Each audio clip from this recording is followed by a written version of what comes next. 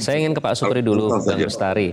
Mohon ditahan sebentar ya Pak Supri. Tadi kita sudah mendengarkan sedikit ya pada saat Pak Prabowo menyatakan bahwa ada komitmen memberantas korupsi. Di sisi lain, pemberantasan korupsi di era Pak Jokowi saat ini, karena tadi Pak Prabowo bilang kami adalah tim Jokowi. Ini banyak menjadi sorotan terkait dengan lembaga KPK yang kesannya seperti bahkan pemimpinnya saja terkait dengan kasus korupsi. Nah, apa nanti yang akan dipush oleh tim Prabowo Gibran?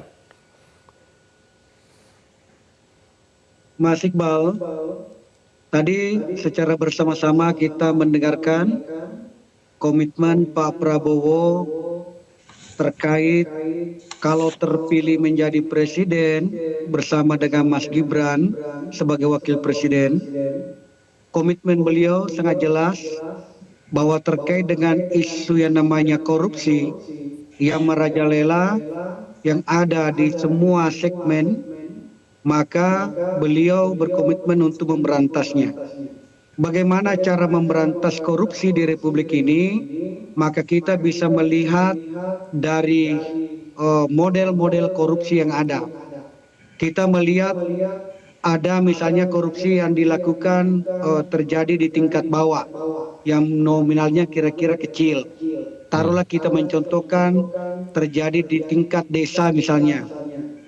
Kenapa ada di desa terjadi korupsi?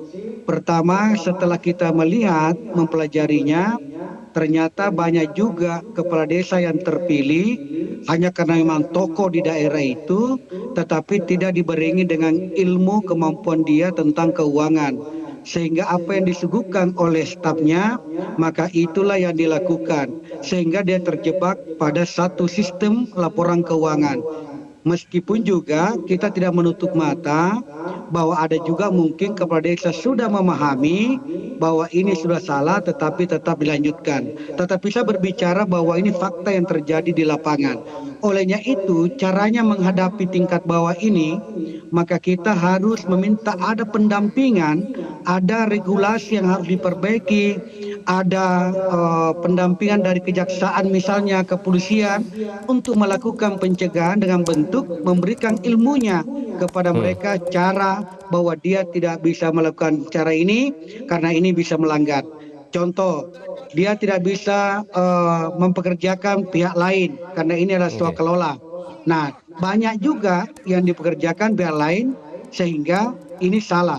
Kemudian itulah yang diramu menjadi sebuah tindakan korupsi. Meskipun tadi saya katakan bahwa ada juga memang paham tetapi dia melakukan. Kita tidak menutup mata. Di tingkat paling atas kita lihat kalau bicara tentang tadi menyebutkan bahwa Pak Prabowo mengatakan bahwa tim dari Pak Jokowi adalah maksudnya bahwa apa yang sudah dilakukan Pak Jokowi selama ini, hal-hal yang sangat baik kita akan tingkatkan.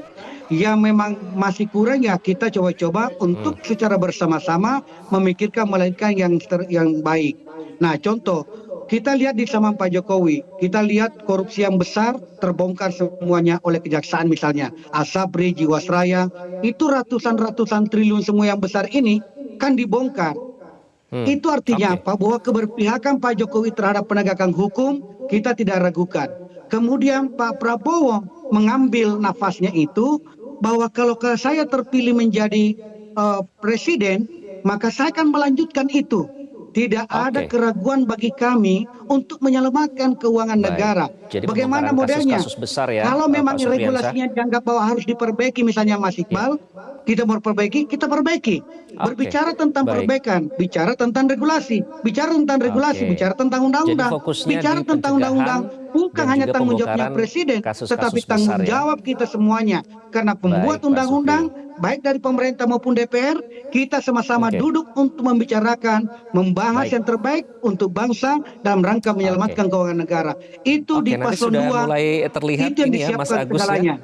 Dari dua pasangan calon ini sudah mulai kelihatan yang satu fokusnya nanti akan memiskinkan dan juga merubah sistem atau budaya supaya tidak ada lagi ada korupsi. Kemudian yang satunya fokus pada pencegahan dan juga pembongkaran kasus-kasus besar. Nah, kebetulan momentumnya pas kemarin peringatan Hari Anti Korupsi Sedunia.